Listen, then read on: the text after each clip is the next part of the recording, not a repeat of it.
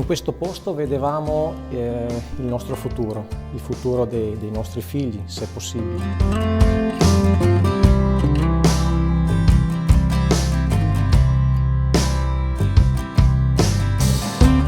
L'olio per me è il nostro sogno, è la nostra vita, della nostra famiglia.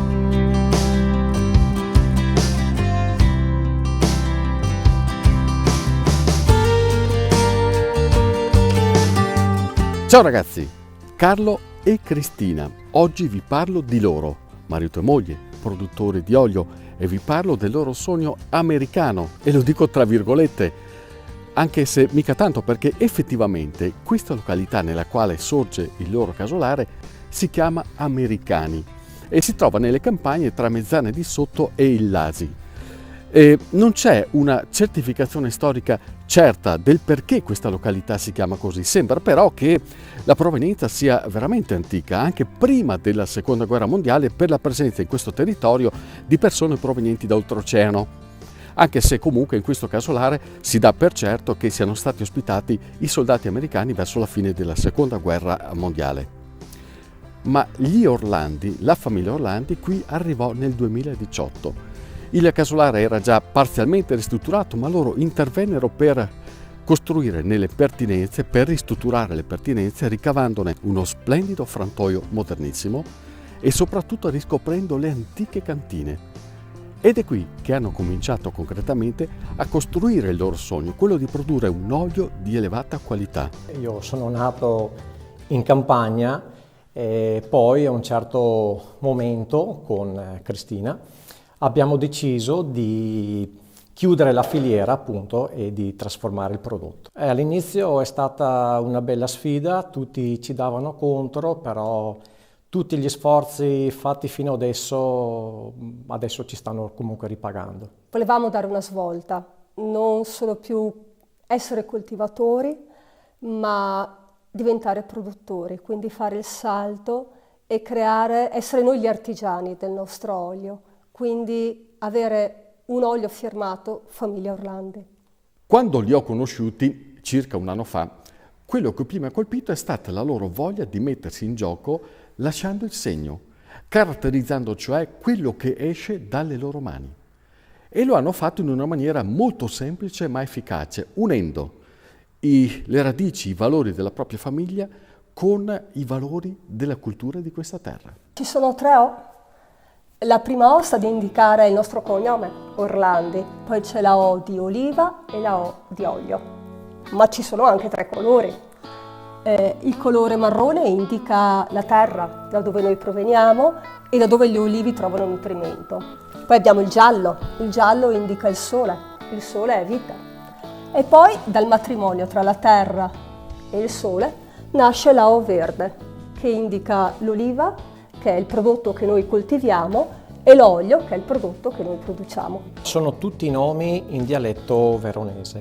Ecco, esempio abbiamo il Casal, appunto, che è un olio per tutti i giorni, da Casale, appunto, e quindi un olio che è molto versatile, che lo metti dappertutto. Poi abbiamo la nostra selezione, che si chiama Fioi in dialetto veronese, figli, vero? Quindi la parte più bella di noi. E poi quest'anno abbiamo, dopo un progetto nato 3 anni fa, finalmente siamo usciti con il nostro monovarietale di Favaroli. Questo è un progetto nato 3 anni fa, un vecchio oliveto abbandonato che io praticamente pian pianino l'ho fatto tornare alla sua bellezza, diciamo, originale. È difficile perché ricordo che il Favaroli e il Grignano sono le nostre 2 varietà autoctone. Il Favaroli è un po' più, appunto, particolare e difficile perché ci sono poche piante in zona e è la pianta anche più storica, più vecchia che abbiamo nel territorio, ed è anche quella che, come si può dire, che alterna di più rispetto a un Grignano, e quindi ecco, il tutto è più difficile, però è anche una sfida per noi, quindi abbiamo voluto farla. Ma lasciare il segno vuol dire tante cose. Innanzitutto vuol dire produrre con qualità, ovviamente. Poi vuol dire ad esempio ottenere dei prestigiosi riconoscimenti anche internazionali nonostante la giovane età dell'azienda. 5 gocce a Bibende 2022, Airo, Leon d'Oro, gli addetti ai lavori sanno di cosa sto parlando. Vuol dire servire diversi ristoranti stellati, ma vuol dire soprattutto interpretare ciò che produci con le tue mani, cercando di comunicare la ricchezza aromatica di questo prodotto, l'olio extravergine, e applicarla in cucina. Io come la vedo in cucina. Adesso nella stagione invernale vanno tanto le vellutate, quindi le minestre. E allora su una bella vellutata che io faccio d'inverno, ad esempio, che piace ai bambini, con le carote, la zucca, le patate, quindi con questo sapore dolce si sposa benissimo con un olio a contrasto. Quindi noi mettiamo il nostro fioi, che è il nostro olio amaro e piccante, e si crea dolce e amaro questo equilibrio, questo bellissimo matrimonio che non ce l'hai con un altro tipo di olio.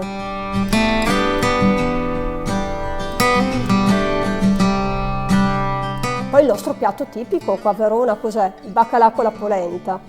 Nel baccalà con la polenta è un piatto più delicato e quindi lì abbiniamo di solito un casal, quindi l'olio è il nostro fruttato leggero, più delicato, che non va a invadere, non mi va a coprire il gusto del baccalà.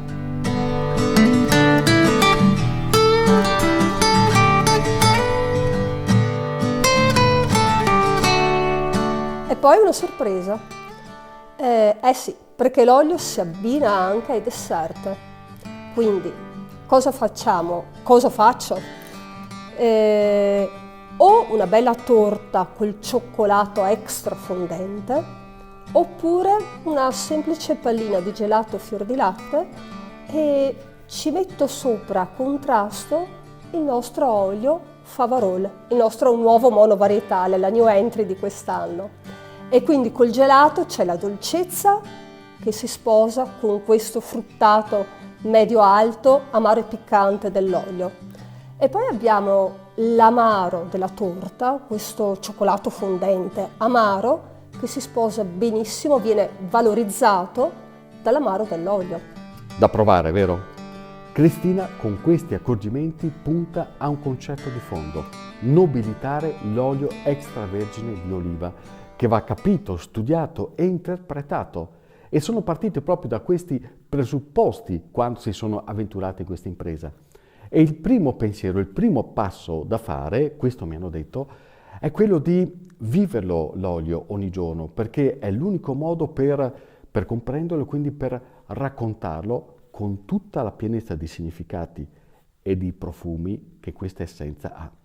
Come nel vino, siamo abituati ad utilizzare, ad abbinare il giusto vino al giusto piatto.